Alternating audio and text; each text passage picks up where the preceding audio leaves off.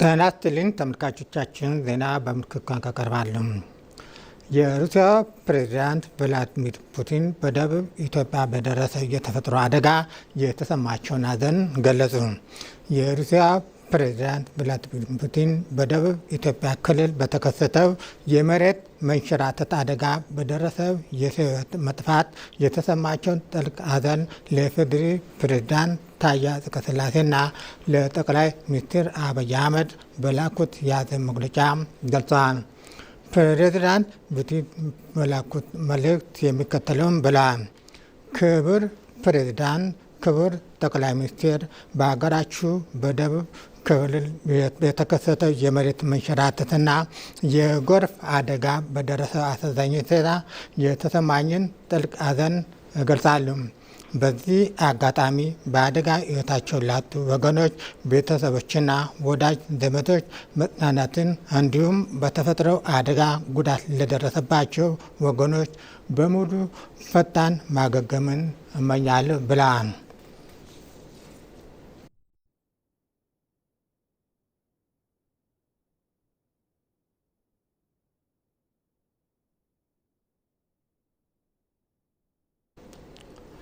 የኢትዮጵያ ኦርቶዶክስ ተዋሕዶ ቤተክርስቲያን ከሌሎች የሃይማኖት ተቋማት ጋር በመሆን የዛሬዋን ኢትዮጵያ በመገንባት ወሳኝ ሚና አበርክታለች።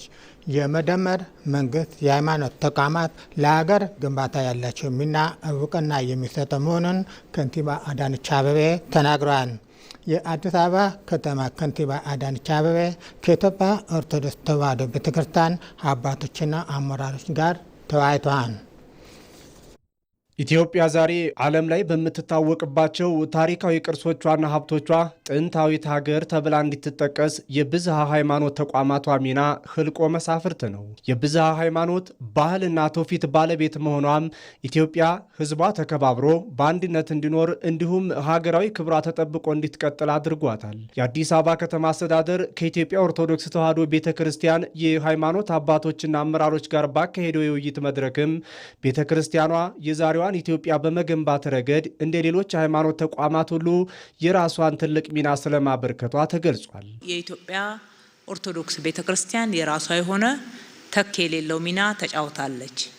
ሀገረ መንግስት መገንባት ውስጥ ያላት ሚና በግልጽ በታሪክም በእይታዎቻችን ውስጥም የተቀመጡ እንደሆኑ እንድታውቁት ነው። ትውልድም መቅረጽ ላይ፣ ትውልድም ማስተማር ላይ፣ የወል ትርክቶች ትውልድ ጋር ስፍራ እንዲያገኙ እንዲታወቁ ማድረግ ላይ የሀገር ባለውለታነቷን መንግስት በግልጽ ያነሳል፣ እውቅና ይሰጣል። የሃይማኖት ተቋማት በመደመር መንግስት እይታ በሚል መሪ ሀሳብ በተካሄደው የውይይት መድረክ በትብብር ስራ ስኬቶች እየተመዘገቡ መሆኑን አንስተዋል። አሁን አዲስ አበባን ብንመለከት ዛሬ የሰላም አየር የሚተነፈስበት ቢሄዱ በእግር ቢሄዱ የማያልቅበት ለሀገር ውለታ እየዋላችሁ ዛሬ ብትጎዱም ነገ ግን ታሪክ እናንተ ላይ ታሪክ ስለማይረሳ በቤተ ክርስቲያናችን ወደ ራሳችን ብንመለስ በአደባባይ የሚከበሩ በዓላት በየጊዜው ሃይማኖታዊ ይዘቱን ጠብቆ ተገቢው እርዳታ ከመስተዳደሩ እየተደረገለት በተገቢ ሁኔታ በመነጋገር በመወያየት ነገሮች ያለምንም ኮሽታ በሰላም እንዲጠናቀቁ እየተደረገ ይህም ካለው ልማት ጋራ ሃይማኖታዊ እሴቱ ተጨምሮ የዓለም ቱሪስት ፊቱን ወደ ኢትዮጵያ እንዲያይ እየተደረገበት ያለው አሰራር በእጅጉ የሚያስደንቅ ነው።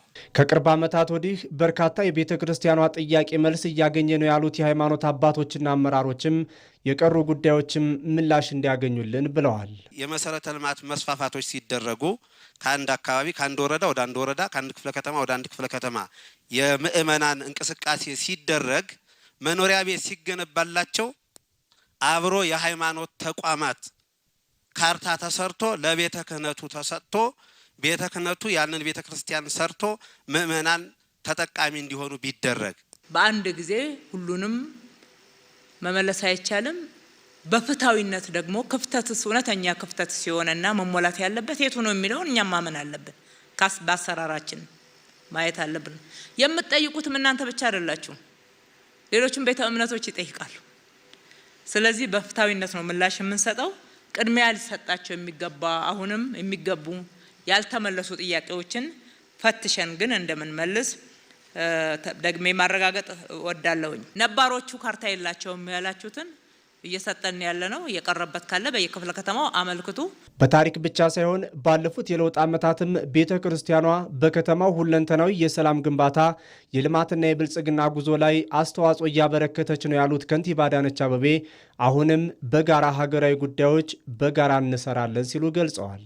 ለኢትዮጵያ ብልጽግና በጋራ ተጠናክረን እንትጋ፣ ሀገራችን እናበለጽግ። በተለያየ ቦታ ላይ ያዋረደን ዝቅ ያደረገን ድህነት ነውና ከድህነት ለመውጣት በምናደርገው ጥረት ውስጥ እልህ አስጨራሽ ጉዞ የጋራ ርብርብ እናርገው። በጋራ ጉዳዮቻችን ሁሉ በሰላም ከሌሎች እሴቶችን በመገንባትና ትውልድን በመቅረጽ የወል ትርክታችንን በሚጠቅመን መንገድ መቅረጽ ላይ በጋራ እንስራ። ይህ የውይይት መድረክ በየክፍለ ከተማው ሲካሄዱ የቆዩ ውይይቶች ማጠቃለያ ሲሆን የመንግስትና የሃይማኖት ተቋማትን ሚና እንዲሁም ድርሻ በግልጽ ለይቶ ያስቀመጠ ነው። ለሰባተኛ ጠቅላላ ምርጫ የሀገር ሉዓላዊነትን የሚያስከብርና የማህበረሰብን ተጠቃሚነት የሚያረጋግጥ ርዕዮተ ዓለም የፖሊሲ አማራጭ ይዘው መቅረባቸውን የፖለቲካ ፓርቲዎች ገለጹ። ምርጫ በሀሳብ የበላይነት በእውቀት ላይ ተመስርቶ የሚከናወን የዲሞክራሲ ስርዓት ግንባታ ሂደት በመሆኑ ለውጤታማነቱ የበኩላቸውን እንደሚወጡ ተናግረዋል። ምርጫ የሀገር ሉዓላዊነት በህዝብ ፈቃድ የሚጸናበት በድምፅ ሀገር ይገነባል የሚባለው የዲሞክራሲ እሴት በተግባር የሚታይበት መድረክ ነው። ዲሞክራሲያዊ ምርጫ ለሰላማዊ የስልጣን ሽግግር ዋስትና፣ የብዝሃነት ማስተናገጃ፣ የህዝብ የስልጣን ባለቤትነት ማረጋገጫ ድልድይ ነው። መራጮች በስሜት ሳይሆን በእውቀት፣ በግርግር ሳይሆን በሀሳብ የበላይነት ተመስርተው በሚሰጡት ድምፅ የሚመኟትን ሀገር መልክ የሚወስኑበት ነው። የኢትዮጵያ ቴሌቪዥን የፖለቲካ ፓርቲዎች ያላቸውን አማራጭ የፖለቲካ ርዕዮተ ዓለምና የፖሊሲ አማራጮቻቸውን ይዘው ወደ ህዝብ ይቀርቡ ዘንድ የሀሳብ ገበያውን ክፍት አድርጓል። በዚህ መሰረት የአንድ ኢትዮጵያ ዲሞክራሲያዊ ፓርቲ ለምርጫው ያደረገውን ዝግጅት አስተዋውቋል። የፓርቲው ፕሬዝዳንት አቶ ሲሳይ ደጉ ፓርቲያቸው የሶሻል ዲሞክራሲን ርዕዮተ ዓለም እንደሚከተል ገልጸው ዋና ዓላማውም የማህበረሰቡን ተጠቃሚነት፣ ፍትህና የሀገር ሉዓላዊነት ማረጋገጥ ነው። ሶሻል ዲሞክራሲ ነው የኛ ፓርቲ ርዕዮተ ዓለሙ። ያው ሶሻል ዲሞክራሲ ሶሻል የማህበረሰብን ፍትህ፣ የማህበረሰብን ተጠቃሚነት፣ ማህበረሰብ በነፃነት የሚንቀሳቀሱበት ማህበረሰቡ የሚኖርበትን ሀገር ሉዓላዊ ሆኖ እንዲቀጥል የማድረግ ሰላምና ጸጥታውን የማስከበር ሰብአዊ መብቱ የተከበረ እንዲሆን እንዲሁም ደግሞ በአገሪቷ ላይ ያሉ ወጣቶች ስራ የሚሰሩበት ተጠቃሚ የሚሆኑበት ከራሳቸው አልፈው ቤተሰቦቻቸውንም እንዲሁም ደግሞ በትዳር ገብተው ህይወታቸውንም ልጆቻቸውንም የሚመሩበትን ምቹ ሁኔታ ለመፍጠር ነው። የኢትዮጵያ ብሔራዊ አንድነት ፓርቲ ሊቀመንበር አቶ ዘሪሁን ገብረ እግዚአብሔር ፓርቲያቸው በተመሳሳይ የማህበረሰቡን ተጠቃሚነት የሚያረጋግጥ ርዕዮተ ዓለምና የፖሊሲ አማራጭ ይዞ እንደሚቀርብ አብራርተዋል። ሶሻል ዲሞክራሲን ስንከተል እንደኛው ሁሉ ሌሎች ፓርቲዎች ሶሻል ዲሞክራሲ የሚከተሉ አስተሳሰብን የሚከተሉ አሉ ብለን እናምናለን። ከነዚህ ጋር በአስተሳሰብ አንድ ነን ብለን እናስባለን። እንደኛ ፓርቲ ግን በአደረጃጀትና በአሰራር ደግሞ እንለያለን ብለን እንናገራለን። ይዘንም የመጣ ነው በጤና፣ በትምህርት፣ በተለያዩ ወዘተ ወዘተ የሚባሉ ነገሮች ላይ ሰፊ ማኒፌስቶ ይዘን መተናል። ልዩነት አለን ብለን እናስባለን። እንደገና ከዚህም በስተቀር ከሶሻል ዲሞክራሲ አስተሳሰብ ካላቸው ብቻ ሳይሆን ከሌሎችም ርዕዮተ ዓለም ከሚከተሉ የፖለቲካ ኃይሎች ልዩነት አለን ብለን እናስባለን። በአሁኑ ወቅት ያለውን ተጨባጭ ሁኔታ ግምት ውስጥ ያስገባና ትውልድን የሚቀይር የሀሳብ ፖለቲካ ሊተገበር ይገባል። በተለይም የፖለቲካ ፓርቲዎችና በአገር ውስጥም ሆነ በውጭ የሚገኙ አክቲቪስቶች ስልጣን ከመያዝ ባለፈ ለህዝብ ክብርና ለሀገር ብሔራዊ ጥቅምና አንድነት ትኩረት መስጠት አለባቸውም። በህዝቦች መካከል መቃቃርንና ግጭትን የሚፈጥሩ ሁኔታዎችን በማስወገድ በመከባበር ላይ የተመሰረተ የአመራር ጥበብ ለማስፈን የፓርቲዎች ሚና ከፍ ያለ ነው። እኔ የምመኘው ፓርቲዎችም ሆነን እኛ ገዢው መንግስትም ቢሆን እባካችሁን ለህዝባችን የምናስተላልፈው መልእክት ገዢ የሆነ ሀሳብና ትውልድን የሚቀይር ይሁን። የመሪዎችም ክብር ይግባል። ወደ ህዝባችን ወርደን ለማገልገል የምንፈልግ እስከሆነ ድረስ መከባበር ላይ መሰረት ያደረገ ከኛ ማህበረሰቡ ምን ይማራል? እዛ ላይም አገሪቷ በተለይ ያለችበትን ነባራዊ ሁኔታ ያገናዘበ ፖለቲካ እንስራ። በሐሳብ ልዕልና በማመን የተሻለ ደግሞ ጊዜ እንዲመጣ ጊዜ ይፈልጋል፣ መስራት አለብን ብለን እንደ ፓርቲያችን የምናምነው ይሄ ዲሞክራሲ ስርዓት ለመገንባት እንደምታውቁት እኛ ስለፈለግነው ወይ መንግስት ስለፈለገው አይመጣም። የጋራ አንድ በሚያደርገን ሁኔታ ላይ ሀገርን በማስቀደም በዛ ላይ ያለውን ሂደት በመገንባት የቀረንን በመገንባት የምንግባባበትን ደግሞ በመስራት በሌላው ላይ ደግሞ በመፎካከርና በመተባበር መምጣት አለበት ብለን እናስባለን። ምርጫ የሀገር ሉዓላዊነትና የህዝብ ፈቃድ የሚገለጽበት መድረክ እንደመሆኑ መጠን የፖለቲካ ፓርቲዎች ይዘውት የሚቀርቡት አማራጭ ሀሳብና ለሰላማዊ ሂደት የሚያሳዩት ቁርጠኝነት ለዲሞክራሲ ስርዓት ግንባታው ስኬታማነት በዋናነት የሚጠቀስ ነው። በመጨረሻም ለሀገር ኢኮኖሚ ዋልታ የሆኑ ቡና በአግባቡ ለውጭ ገበያ በማቅረብ ላኪዎች ኃላፊነታቸውን ሊወጡ እንደሚገባ የኢትዮጵያ ብሔራዊ ቡና ማህበር አስታወቀ። ቡናን በወቅቱ በመላክ ላኪዎች ከኪሳራ ራሳቸውን ሊታደጉ እንደሚገባ ተጠቁሟል። ኢትዮጵያ ለቡና በሰጠችው ልዩ ትኩረት ምክንያት የምርቱ ጥራትና ምርታማነት በከፍተኛ መጠን እየጨመረ ይገኛል። ከምርቱ የሚገኘው የውጭ ምንዛሪም እንዲሁ ከዓመት ዓመት እድገት እያሳየ ነው። ይሁን እንጂ አሁን በዓለም አቀፍ ገበያ ያለው የቡና ምርት ዋጋ ከአምናው ጋር ሲነጻጸር ቅናሽ እያሳየ ይገኛል። የኢትዮጵያ ብሔራዊ ቡና ማህበር ስራ አስኪያጅ ተስፋዬ አቦሰ እንደሚሉት በዓለም ገበያ የቡና ምርት አቅርቦት መጨመር ዋጋ እንዲቀንስ አድርጎታል።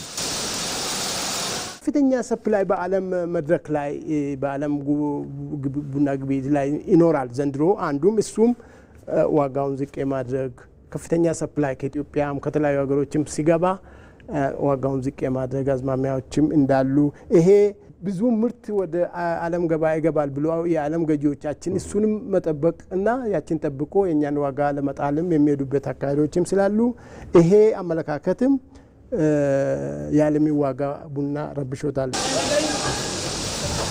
በዓለም ያለው የቡና ዋጋ አሁንም ሊቀንስ ይችላል የሚሉት የቡና ሻይና ቅመማ ቅመም ልማት መሪ ስራ አስፈጻሚ ፍቃዱ ደፈርስ የሀገር ውስጥ ቡና ላኪዎች በእጃቸው ያለውን ቡና ሊልኩ ይገባል ይላሉ።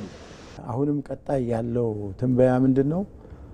በተለይ በእነዚህ በብራዚል በቪየትናም እና ዋና ቡና አምራች ሀገራት አሁንም ምርት እንዳለ የሚያሳይ እንትና ስላለ የኛ አቅራቢዎች ላኪዎች አርሶ አደሮች እጃቸው ባቆዩ ቁጥር አንደኛ ዋጋም የሚቀንስበት ሁኔታ ነው የሚኖር፣ ጥራቱም የሚጓደልበት ሁኔታ ነው የሚኖር። ስለዚህ አሁን መቀዛቀዙን በትንሽ ትርፍ ከኪሳራ ድነው የሚሸጡበትን መንገድ መፈለግ መቻል ይኖርበታል ማለት ነው። ቡና የሀገር ሀብትና ልዩ ትኩረት የሚሰጠው በመሆኑ አምራቾችና ላኪዎች ምርቱን ጊዜ ሳያልፍ መላክ እንዳለባቸውም ነው አቶ ተስፋዬ አቦሰ የሚናገሩት። ቡና ከተመረተ ንብረቱ የመንግስት ነውና ወደ ገበያ መግባት አለበት፣ መውጣት አለበት። ስለዚህ እኛ ምንድነው የምንመክረው? ቡና ዋጋውን ገና ለገና ይሻሻላል ብሎ መጠበቅ የባሰውን ኪሳራ ውስጥ ይጥላልና አሁን ባለው ዋጋ ቶሎ ቡናችሁን አቅርቡ እያልን ነው ያለነው። ይህንን ምክር ሀሳብ እየሰጠን ቡና አሁን ጥሩ አወጣጡን የማሻሻሉ አዝማሚያዎች ከታች ይታያሉ። ኢትዮጵያ በቀጣይ በቡና ምርት እሴት ጭመራና ተደራሽነትን በማስፋት በመሰል የገበያ መለዋወጥ ተጎጂ እንዳትሆን ልትሰራ እንደሚገባም ነው አቶ ፍቃዱ የጠቀሱት። የእሴት ጭመራው ላይ አልሰራንም እና ልናተኩር የሚገባውና ወደፊት በጣም እንትን ልንልበት ትኩረት ሰጥተን ልንሰራበት የሚገባው ነገር መሆን አለበት። የጥራቱን ደረጃ በተለይ የስፔሻሊቲ ቡናን በማብዛት እነዚህ መጠበቅ መቻል ይኖርባቸዋል።